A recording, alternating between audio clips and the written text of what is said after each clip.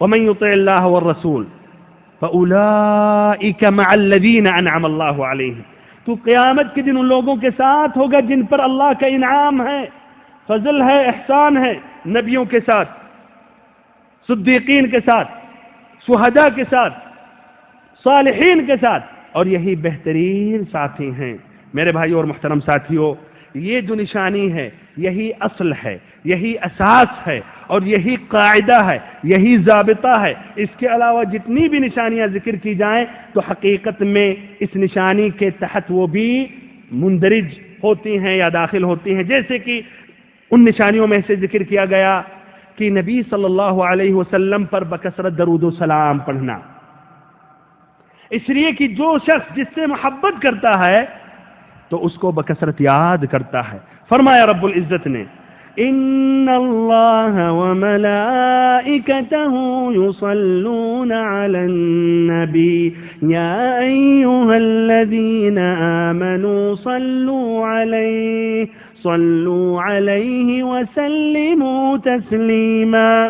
کہ اللہ رب العزت اور اللہ کے فرشتے نبی پاک صلی اللہ علیہ وسلم پر صلاۃ درود بھیجتے ہیں۔ اے ایمان لانے والو، تم بھی نبی پاک صلی اللہ علیہ وسلم پر درود و سلام پڑھتے رہو، بھیجتے رہو۔ میرے بھائیو اور محترم ساتھیو، ایسے ہی اس کی دوسری نشانی، جن چیزوں سے جن سے نبی محمد صلی اللہ علیہ وسلم سے محبت کرتے ہیں تو ان سے محبت کی جائے، جیسے کہ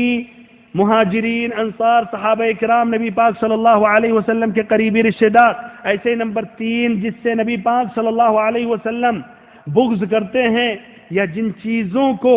آپ صلی اللہ علیہ وسلم نہیں پسند کرتے ہیں اس چیز کو ناپسند کرنا۔ ایسے ہی وہ آدمی جو نبی صلی اللہ علیہ وسلم سے بغض کرتا ہے یا صحابہ کرام کو گالیاں دیتا ہے یا ایسے ہی سنتوں سے نفرت کرتا ہے تو ان سے